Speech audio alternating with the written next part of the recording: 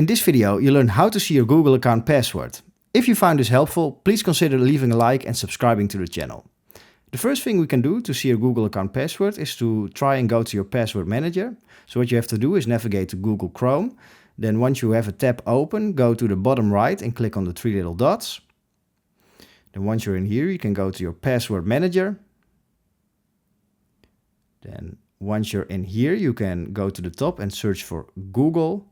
And if your Google is connected to Password Manager, your account password will show up right here. But if that's not the case, there's another little thing we can try. We have to go to google.com.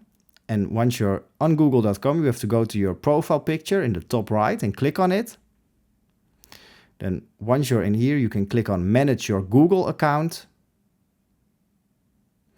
Then you have to go to the top bar and click on Personal Info. Then once you're in here, you have to scroll down to the bottom until you see password. And here it says a secure password helps protect your Google account. So you can click on this. And as you can see, it won't bring you back to your old password, but you can immediately change your Google account password to a new one. So if you found this helpful, please consider subscribing and leaving a like.